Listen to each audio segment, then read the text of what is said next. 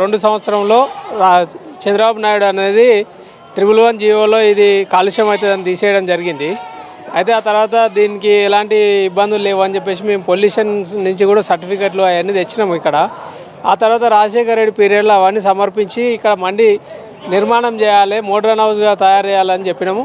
చెప్తే దానికి అప్పుడు గవర్నమెంటు చేస్తామని చెప్పారు. అట్లనే కాలం గడిచిపోయింది. ఆ తర్వాత కేసీఆర్ గవర్నమెంట్ వచ్చింది. ఆ తర్వాత ఇక్కడికి కేటీఆర్ని కూడా పిలిపించినాము.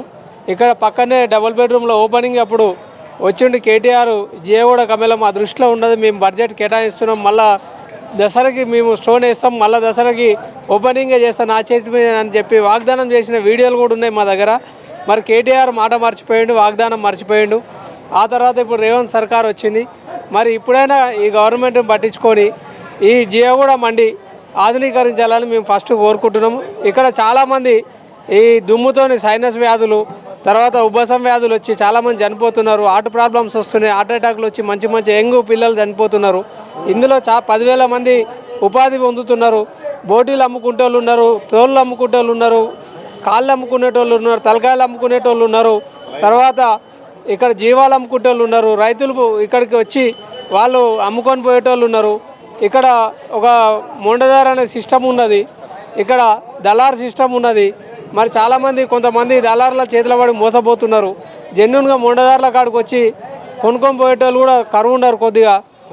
ఇక్కడ కొన్ని మోసాలు కూడా జరుగుతున్నాయి, మంచి కూడా ఉన్నది.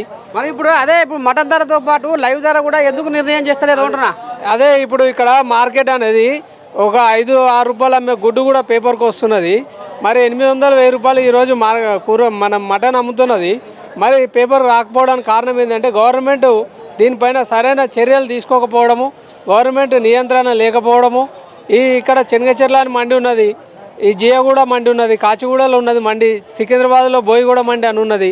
ఇన్ని మండీలు ఉన్నాయి. అక్కడనైతే రెగ్యులరైజ్ చేసే ఉన్నాయి మండీలు. మరి ఇక్కడ రెగ్యులరైజ్ చేయకుండా ఆధునీకరణ చేయకుండా కూడా అక్కడ ఆధునీకరణ చేసిన మండీలు కూడా ఉన్నాయి. మరి దీని మీద ఒక సిస్టమ్ అనేది గవర్నమెంట్కు లేకపోవడం, ఈ రేట్లు నిర్ణయించకపోవడము, ఇష్టారాజ్యంగా రేట్లు కొంతమంది దళారులు అమ్మడం, దానివల్ల ఇక్కడ మోండదారులు కూడా బ్లేమ్ అవుతున్నారు. ఒక్కొక్కరు బయట వచ్చి ఇక్కడ దళారులు ఏటలు కొనుక్కపోయి అంటే సాధారణ జనాలకు ఈరోజు మార్కెట్ ఏం నడుస్తుంది, మరి ఎంతకు అమ్ముతున్నది, ఎన్ని రూపాయల కిలో అమ్ముతున్నదని సాధారణ జనాలకు తెలియదు. వాడు వచ్చి 10 కిలోల మేక 15,000 చెప్పగా నీడు 10,000 అడిగే రోజులు కూడా ఉన్నాయి. అట్లా అడిగి జనాలు కొనుక్కొని పోయి మోసపోయిన రోజులు కూడా ఉన్నాయి. కాబట్టి మేమేమంటున్నామంటే ఈ గవర్నమెంట్ అజమాయిషీ తీసుకొని దీనిపైన నియంత్రణ అనేది ఉండాలి.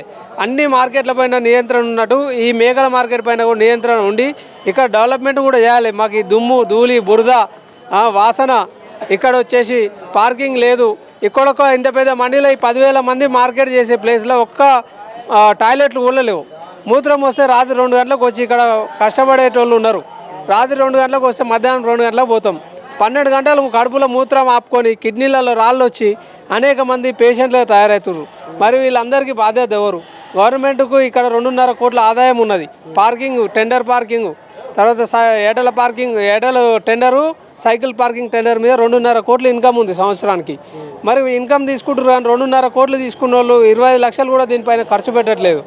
కాబట్టి గవర్నమెంట్ దృష్టి సారించి దీన్ని మోడర్నైజ్ చేస్తే 10 కోట్ల వరకు సంవత్సరానికి ఇన్కమ్ వచ్చే అవకాశం ఉంది. అదేవిధంగా ఇంకా ఎక్కువ మంది ఇలా 10,000 కుటుంబాలు ఉన్నాయి. రేపు దీని ద్వారా 1,00,000 కుటుంబాలు కూడా బాగుపడతారు. నిరుద్యోగం అనేది తగ్గుతుంది. తర్వాత వచ్చేసి జనాలకు ఆరోగ్యంగా ఉండగలుగుతారు. ఇప్పుడు చాలామంది బీమార్లు పడి ఇబ్బంది పాలవుతారు, దవాఖానలకు పెడుతున్నారు, ప్రైవేట్ హాస్పిటల్ పోయి లక్షలు ఖర్చు పెడుతున్నారు, అయినా బ్రతుకుతలేరు, ప్రాణాలు కోల్పోయి వాళ్ళ చిన్న చిన్న పిల్లలు ఇబ్బందుల పాలవుతారు. దీనిపైన గవర్నమెంట్ ప్రత్యేక దృష్టి పెట్టాలి. అదేవిధంగా దీనికి నియంత్రణ అనేది పెట్టి బోర్డు నిర్ణయించాలి. అన్ని మార్కెట్లలో ఏ రోజు ఏం ధర అమ్మాలనేది ఒక కమిటీ వేసి ఆ ధర పట్టిక అనేది చిన్న కటింగ్ షాప్లో పోతే పట్టిక ఉంటుంది, కటింగ్ చేసుకుంటే ఇంత, గడ్డం చేసుకుంటే ఇంత అనేది. మరి ఇంత పెద్ద మార్కెట్లో ధరల పట్టిక అనేది లేదు. దాన్ని ఏర్పాటు చేయాలి. మార్కెట్ మేక కటింగ్ చేసి ఇవాళ కిలో 800-750 అమ్ముతున్నాం మనం. మేకపోటేలు అయితే, మేకపోతే అయితే కూడా అంతే ధర ఉంటుంది, 750 నుంచి 800 కటింగ్ అయితే. మరి కటింగ్ కాకముందుకు అందరూ కటింగ్ చేసి అయితే కొనుక్కపోలేరు. కొంతమంది దావతులకు, పెళ్ళిళ్ళకు కొనుక్కపోతారు. మరి అలాంటి వాళ్ళు అందాజ కొనుక్కొని మోసపోతున్న రోజులు కూడా ఉన్నాయి. రైతులు కూడా కొంతమంది అగ్గో కూడా అమ్ముతున్నారు, నగదు పైసలు వస్తాయని. కొంత రైతులకు కూడా నష్టం ఉంది అట్లా. కాబట్టి లైవ్ ధర కూడా నిర్ణయించాలి. లైవ్ అయితే ఈ నా ఎవరికి నష్టం ఉండదు. అటు రైతు నష్టపోడు, ఇటు కస్టమర్ కూడా నష్టపోడు. రైతులకు కానీ కస్టమర్లకు కానీ లైవ్ ధర నిర్ణయిస్తే చాలా మేలు జరుగుతుంది. ఎవరు కూడా నష్టపోకుండా ఉంటారు. లైవ్ అయితే ఇది, కటింగ్ చేస్తే ఇది, మళ్ళీ హోల్సేల్ అయితే ఇది, రీటైల్ అయితే ఇది ధర అని నిర్ణయించి పట్టికలు అనేది మార్కెట్లో ఏర్పాటు చేయాలి, బోర్డు ఏర్పాటు చేయాలి డైలీ. అది ఇక్కడ మరి తెలంగాణ జీవాలు రాకపోవడము, తెలంగాణ సరుకు దొరకపోవడం, మహారాష్ట్ర, ఉత్తరప్రదేశ్, రాజస్థాను. ఎందుకంటే మరి తెలంగాణలో సరుకు కరువు అయిందంటావు నీ అందాదా?